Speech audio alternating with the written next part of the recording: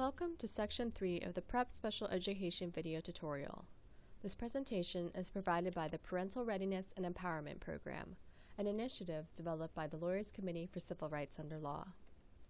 PREP works to ensure that parents have the tools to advocate for their children so they have access to a quality education and greater educational opportunity. More information can be found at our website, prepparents.org. We offer helpful information, but this is not a substitute for legal advice. We do our best to be accurate, but rules can change and may vary by state and district. Section 3 will provide an overview of the basics of a special education program once it is determined that a student with a disability is eligible for services under the IDEA. We'll cover 3 topics related to your child's individualized education program. First, we'll discuss the basics of an IEP, the legal document which describes the services your child must receive, and much more. Then we'll discuss how an IEP works, and finally, we'll discuss the timelines for reviewing and reevaluating the IEP to decide whether the IEP should be changed or ended. The Individualized Education Program, also known as an IEP, is a written legal document. The IEP is individualized or designed to meet the specific needs of your child to ensure that your child receives the specialized instruction and related services required to access the curriculum. The IEP describes your child's learning needs, strengths, and educational goals. The IEP identifies a child's educational placement, describes the services the school will provide, and how progress will be measured. To provide all this information, the IEP has many different parts. Each part is designed to make sure the school works to give your child an appropriate education. The IEP should provide the following types of information. It should explain your child's current levels of educational performance. In other words, how your child is currently doing in school. The IEP should also state your child's education goals, which will depend on your child's strengths and struggles. For example, a first-grade student with a disability might be very good at math and not need any additional help in that subject area. If that's the case, the IEP would identify math as one of the student's strengths. On the other hand, the student might struggle with reading. The IEP would state that the student has a higher need in reading, and it would identify a reading goal for growth that the student should be able to achieve. The IEP would then have steps and short-term goals for how the student would reach the long-term goal. The student might have a goal of finishing the school year with a higher reading level, getting him closer to grade level. Short-term goals might include the student identifying all letters and sounds, or recognizing 275 out of 300 sight words. The IEP should describe all services that your child will receive to reach these educational goals. Related services may include receiving specialized instruction for parts of the day, or seeing a speech therapist, receiving special transportation services, or receiving extra support outside of the school year through summer school or after-school programs. The IEP will also include any extra supports or services that your child needs to achieve their goals. For example, a student who is visually impaired may need to receive instructions in Braille or other assistive technology. If your child's behavior sometimes interferes with his or her learning, the IEP may also include a behavioral support plan. For example, a student who has attention deficit disorder, or ADD, might have a behavior intervention plan, or BIP, which states that if the student starts to get too distracted in class, the student can use a quiet working space. The IEP additionally specifies what each member of the IEP team will do to help the child achieve his or her goals. If the child is 16, there will also be a transition plan that details how the child will succeed after high school is over. Many states and districts and best practice recommends that transition planning begin at age 14.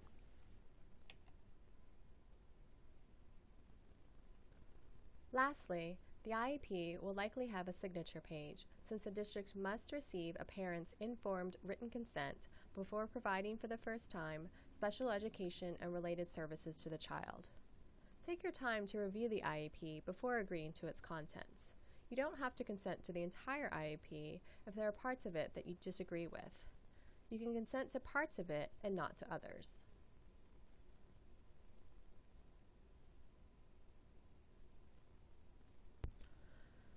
The IEP is created by a group of individuals known as the IEP team, which may include the parents, at least one special education teacher, someone who can interpret the evaluation results, the student with a disability if it's appropriate, a representative of the school district qualified to teach special education who is knowledgeable about the general education curriculum and familiar with the district's resources, and at least one general education teacher if the child has any. The parent can also include anyone else with special knowledge or expertise about the child, as long as the school approves. The school must try to have one or both of the parents come to the IEP meetings by notifying parents ahead of time and scheduling meetings at a time and place that works for the parents. The meeting can be held without parents if the school makes reasonable efforts and the parent still does not attend or refuses to attend. If the parent's native language is not English, or if their parent is hearing impaired, the school must provide an interpreter for the meeting so that the parent can fully participate in the creation of the IEP.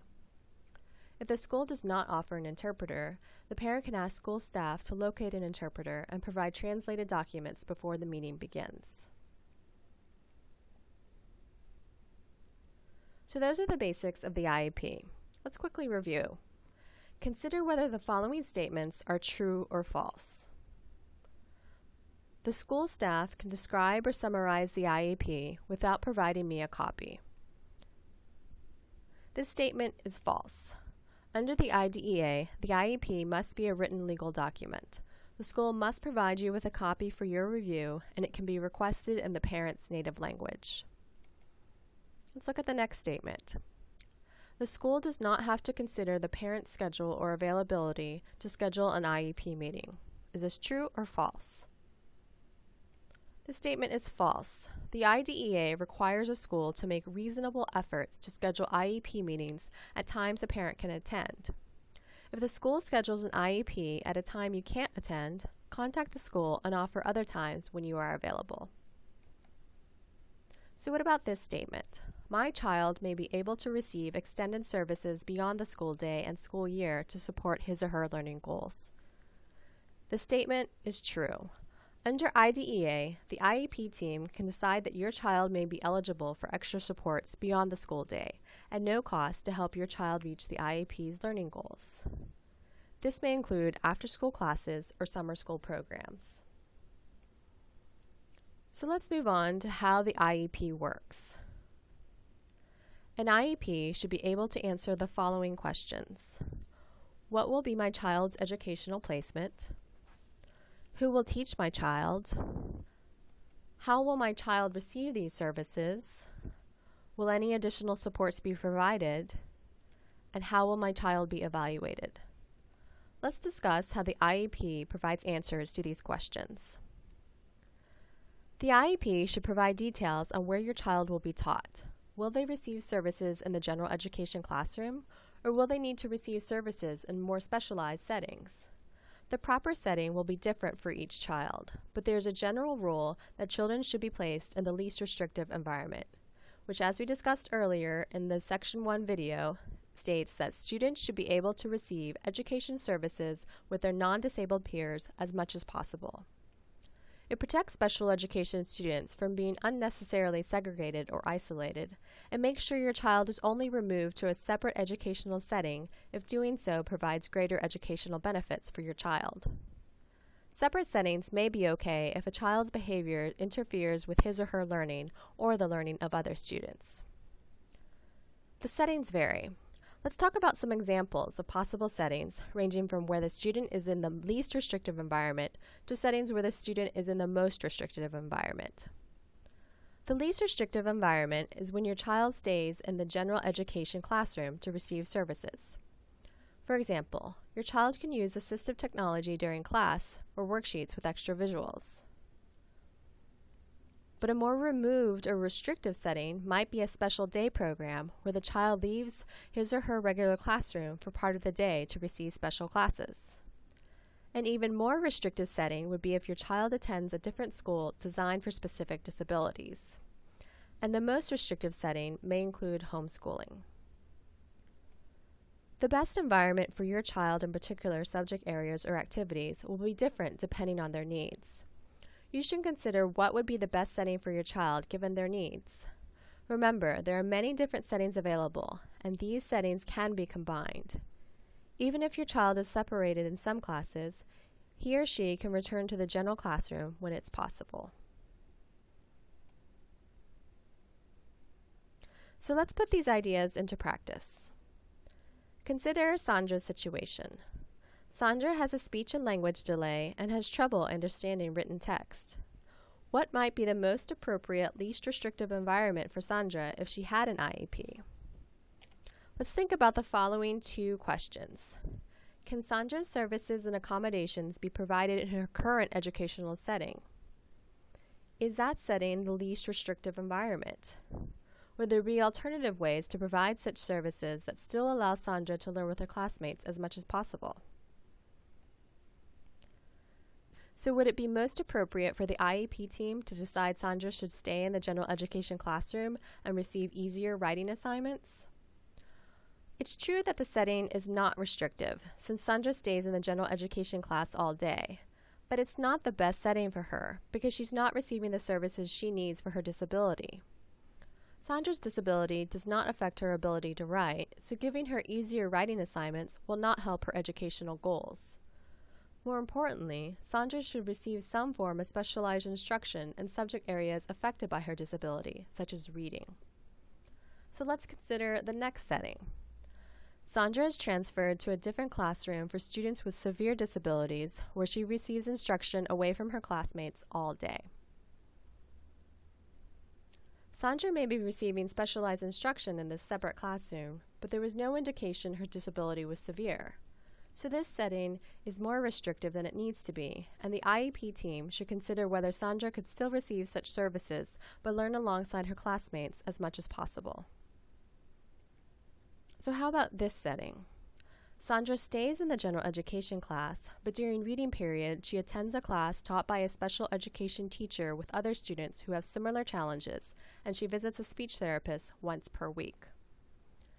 This last setting seems to provide Sandra with the services that she needs, specialized reading and speech therapy, while also allowing Sandra to learn beside her classmates as much as possible. So it appears to be an appropriate, least restrictive environment.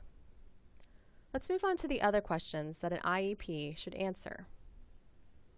The IEP should also explain who will teach your child by identifying somebody from the IEP team to provide or oversee the promised service. Additionally, the IEP should explain how your child will receive the necessary services. Your child should receive specialized academic instruction, which is a term for teaching that is used to meet the special needs of a child that has a disability. Specialized instruction can take many different forms. Some possibilities involve providing assistive technology devices, using different instructional methods such as changing how the information is presented or how quickly it is presented, changing the books or materials used to focus on the particular skills that need to be developed, providing instruction from a special education teacher who may work with students in small groups in the general classroom or teach specialized classes, and behavior intervention or support plans to address behavior that impedes learning. Another key question is, will any additional services be provided?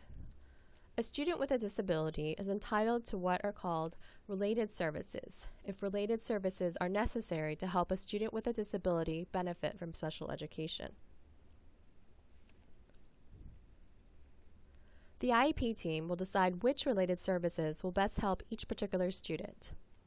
These services must be written into the IEP in order for the student to have access to them. As a parent, you should share your opinions about what is important for your child.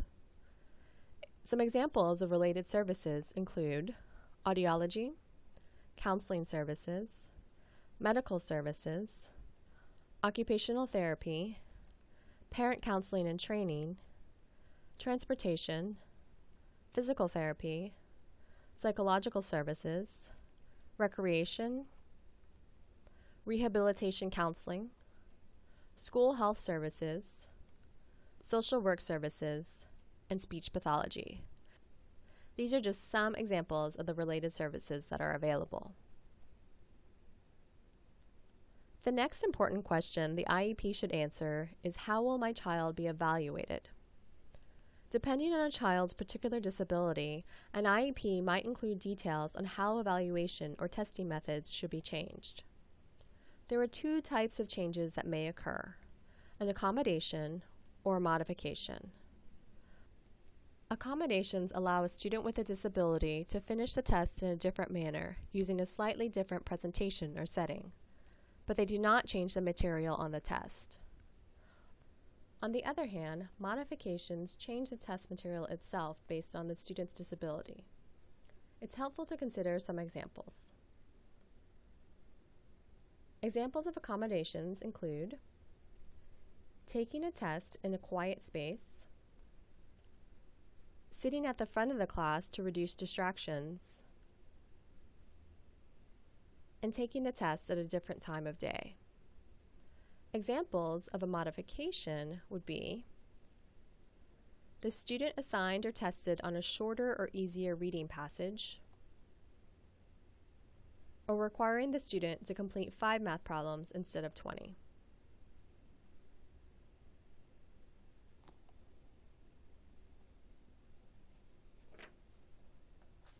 Given these definitions, can you identify which of the following changes are accommodations and which are modifications? Questions read aloud to the student. Instead of being tested on 20 vocabulary words, student is only tested on 10. Supervised breaks. Taking the test at a different time of day. Being assigned or testing on a shorter or easier reading passage. So here, these examples of accommodations would include questions that are read aloud to the student, supervised breaks, or taking the test at a different time of day. They are accommodations since they do not change the material that the student learns. So that would leave the modifications, as instead of being tested on 20 vocabulary words, the student is only tested on 10, and being assigned or tested on a shorter or easier reading passage. These do change the material the student receives for assignments or evaluation.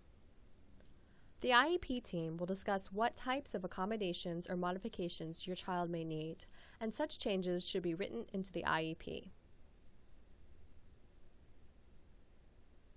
As a parent, your role is not over once the IEP has been developed. You have a role and rights in the process of reviewing and re-evaluating the IEP to make sure it continues to serve your child. It's important to know that as a parent, you have the right to request a review of the IEP at any time if changes need to be made. There are also certain times when a school must review a student's IEP plan. Each student with special services is entitled to an IEP review at least once a year. During this review, the IEP team will review the student's progress toward his or her goals and report how the student is doing in school. They'll update the goals and add more services if needed. Usually, you should update the goals at the IEP meeting since hopefully the student has met the goals or at least meaningfully improved in those areas. If your child has not met the IEP goals, you should ask questions like, did we set the right goals, and were they reasonable? And why hasn't my child met these goals? The IEP team might need to add more services to the IEP.